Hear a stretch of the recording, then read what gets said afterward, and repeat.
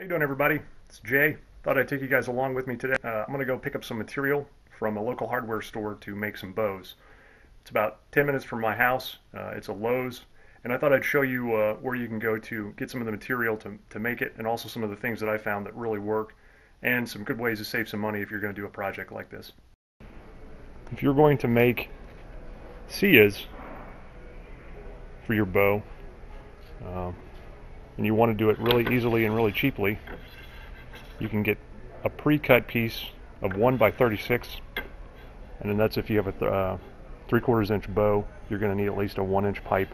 I tried the 3/4 inch pipe, and you can see the difference between a 3/4 inch and a 1-inch pipe. Here's the difference on those.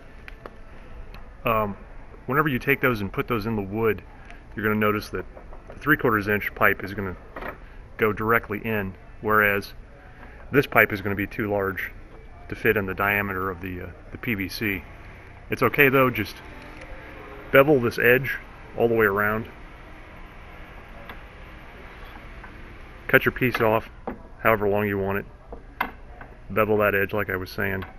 And then when you heat it up, you should be able to put this dowel into the 3/4 inch pipe. It'll fit around it snugly, and it looks great.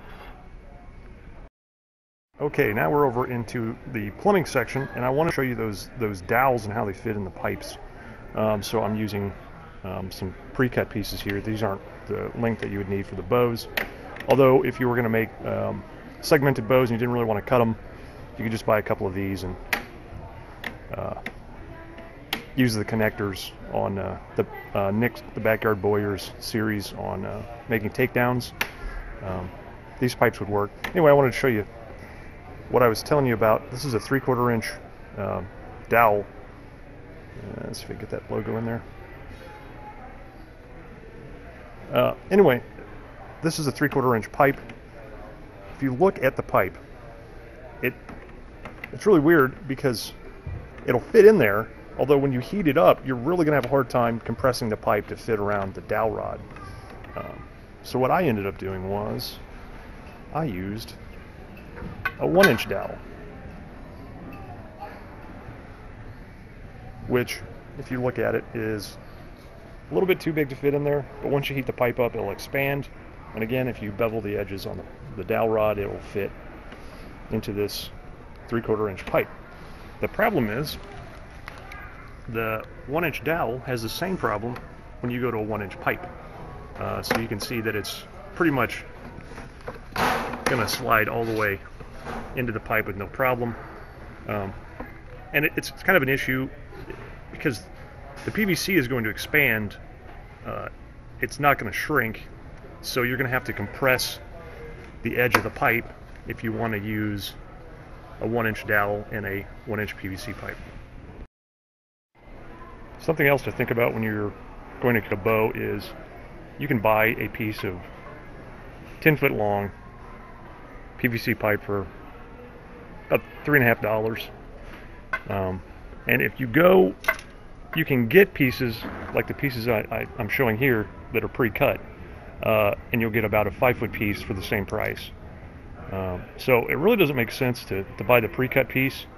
What I would do is I'd bring a saw with you, come in, get a 10-foot pole, and then cut it in half. Pay the same amount of money and get twice the amount of PVC. So yeah, bring a tape measure, a saw, and a pen, and save yourself some money. This is a quick shot if you guys are going to do the strings by yourself. I'm over in the outdoor section, and here's a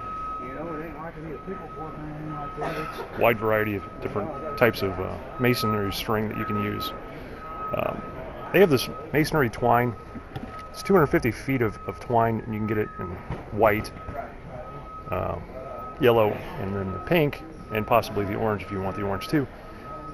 It's good string, although I bought some of this, and it starts to untwirl on you if you don't put a lot of beeswax on the string.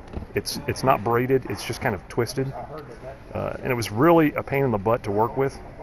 I haven't made any bowstrings out of it, but I was using it as serving, and it didn't work very well. It is cheap though. It's $2.97 if you're going to get that.